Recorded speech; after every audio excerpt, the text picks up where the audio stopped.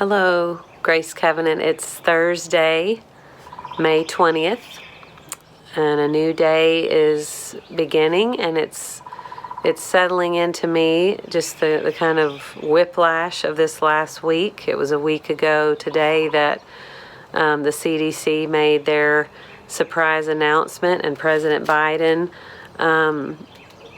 invited the country into a new phase of our COVID journey together, that vaccinated people can be together inside or outside without masks. And I think we've seen a similar pattern throughout this pandemic and throughout other issues that we face in our culture, that there is a reactivity to American culture in which people just kind of immediately snap back into something that feels familiar, even if it wasn't good for us. That's often how things work in situations where there's trauma, where there's even abuse, is that a little bit of familiarity, of normalcy, of something that is known, even if it's not good for us, we snap right back into it. There's some kind of relaxation that we can do when we feel like we know the terrain, even when the terrain isn't healthy. So there's some beautiful things about being able to be with people again, and I've experienced it. I hope you've experienced that. But that doesn't mean that we are through this. That doesn't mean that there is no need for us to continue to be intentional. As we've learned, there are many gifts in being intentional as we move through this. And one of the gifts of this time has been slowing down, being aware, really feeling our way into new ways of being, new ways of doing, new ways of feeling, new ways of being present in our lives and in our communities and in our bodies. And so as a church, we will continue to move through this with intentionality. And we will continue to trust the way God is calling us to grow and to use these new muscles. The session and the staff are continuing to work to be intentional. You'll be hearing more about that in the coming days.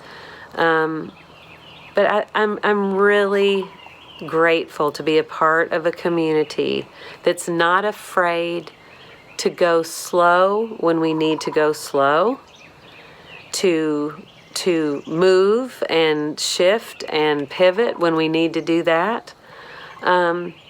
But in all of it, to listen for God's voice, to watch for God's fingerprints, to really keep our eyes on the mode of living together that God has called us to, which is this intentionality around the way our community moves, and how do we become more aware of the way we can do harm to ourselves or each other in some of our unconscious habits and some of our well-worn habits. And so today I invite you to just be present in a way that doesn't just kind of get you back into that rush that defined so many of our lives before the pandemic, but to really be intentional. What are the things that you want to carry through that have really helped you find health? What are the things that you need to cultivate that you couldn't during the pandemic that are really life-giving? Maybe they're relationships, but whatever it is, small, big, high stakes, low stakes, whatever it is, our collective intentionality is going to help us move into this next phase of our life together, fully embracing the gifts of what it means to be beloved community in the world today. In the world today, where COVID is just one of the pandemics that we live with, and where white white supremacy, just the whole concept of supremacy is diminishing every single life on this planet. Every single thing that lives and breathes is being diminished by the lie of supremacy. And also the way that our faith tradition, Christianity, has been weaponized.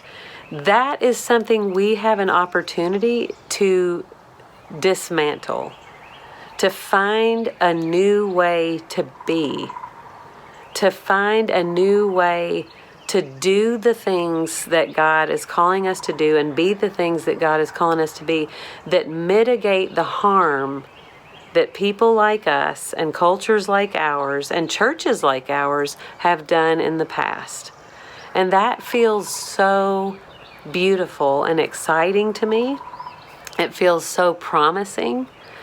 And I can't tell you what a gift it is to be a part of a community where so many people are saying yes to that.